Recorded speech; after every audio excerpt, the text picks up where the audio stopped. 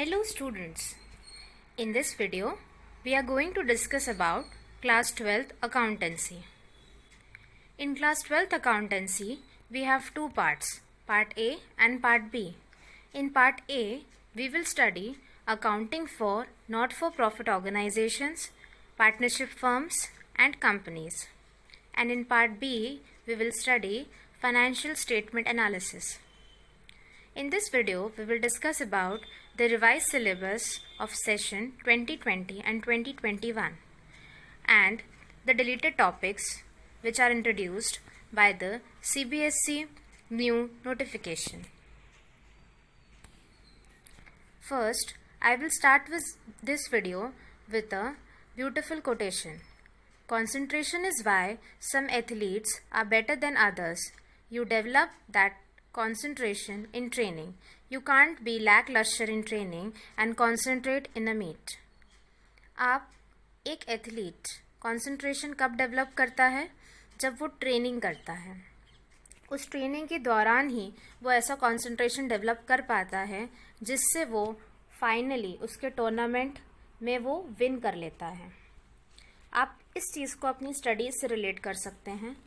जब आप अपने पूरे सेशन में फुल कंसंट्रेशन से कोशिश करते हैं, अच्छे से प्रैक्टिस करते हैं अपने क्वेश्चंस की, अपने यूनिट टेस्ट अच्छे से देते हैं, अपने हाफ ईयरली एग्ज़ाम अच्छे से देते हैं, अपने प्री बोर्ड एग्ज़ाम अच्छे से देते हैं और इन सभी एग्ज़ाम्स में अच्छा स्कोर करते हैं और अपनी पूरी जर्नी में हार्डवर्क करते हैं, तभी आप बोर्ड में फाइनल एग्जामिनेशन के दौरान अच्छे मार्क्स स्कोर कर पाएंगे और अच्छे से पेपर को अटेम्प्ट कर पाएंगे विद अ कॉन्सेंट्रेटेड माइंड.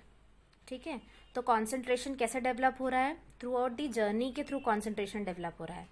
एकदम से हम एग्ज़ाम के तुरंत 1-2 महीने पहले स्टडी करेंगे, इतना वास्ट सिलेबस तो पॉसिबल नहीं हो पाएगा. तो इसलिए हमें पूरी जर्नी में कंसंट्रेशन को डेवलप करना है जिससे हम एग्ज़ाम में अपना बेस्ट परफॉर्मेंस दे पाएँ. फॉर अकाउंटेंसी रेफरेंस बुक्स, तो अकाउंटेंसी के लिए 2 रेफरेंस बुक यूज़ की जाती है.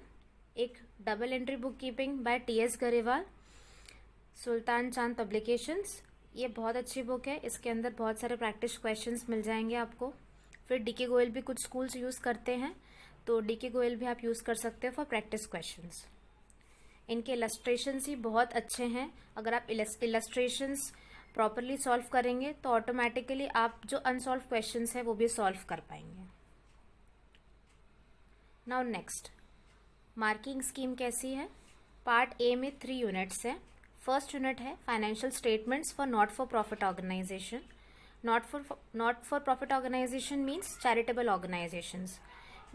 Charitable organisations don't work for profit. इनका मोटिव प्रॉफिट अर्न करना नहीं होता है.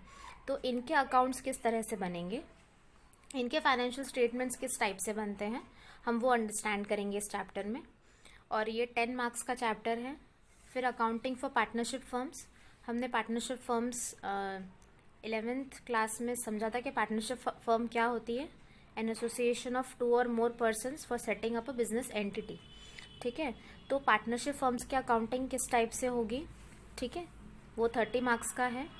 अकाउंटिंग फॉर कंपनीज, कंपनीज में अकाउंटिंग किस टाइप से होती है, वो कितने मार्क्स का है? 20 मार्क्स का है. फिर पार्ट बी है हमारा फाइनेंशियल स्टेटमेंट एनालिसिस. इसमें हम फाइनेंशियल स्टेटमेंट्स का एनालिसिस करते हैं.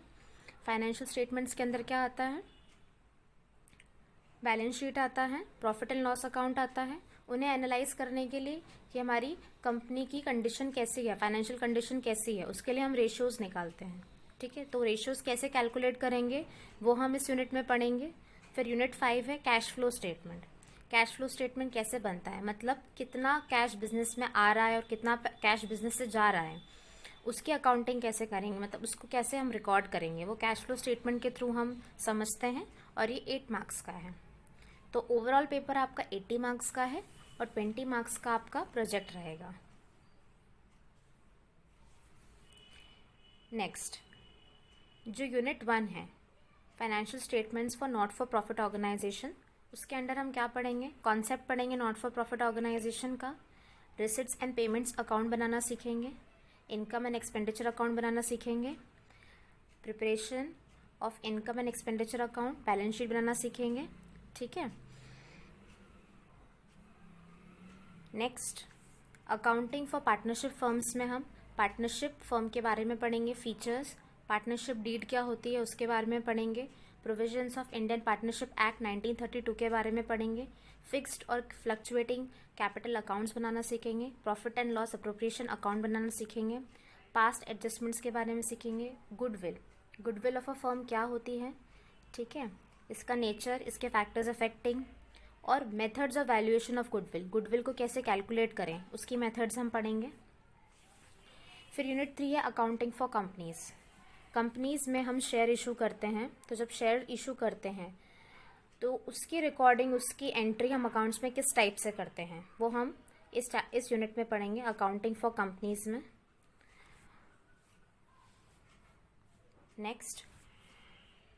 नेक्स्ट है हमारे पास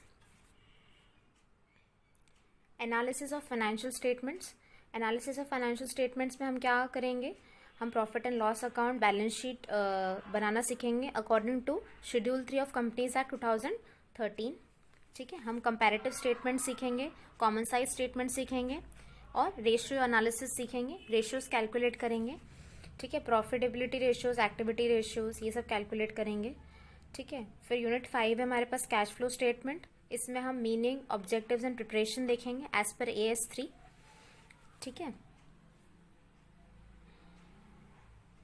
नेक्स्ट, क्लास 12th में कौन से टॉपिक्स अभी जो न्यू नोटिफिकेशन आए उसके हिसाब से डिलीट हुए हैं, accounting for partnership firms, reconstitution and dissolution में, एडमिशन ऑफ पार्टनर में, adjustment of capital accounts and preparation of balance sheet, ये डिलीट हुआ है। Retirement and death of partner में, adjustment of capital accounts, preparation of loan account of the retiring partner, preparation of deceased partners capital account and executives account, ये portion deleted हो चुका है। Accounting for companies के अंदर redemption of debentures की जो methods हैं उसमें लमसम और ड्रॉ ऑफ लॉट्स मेथड, ये टॉपिक्स डिलीट हो चुके हैं। I hope that through this video you are able to get an overview of accountancy chapters and marking scheme.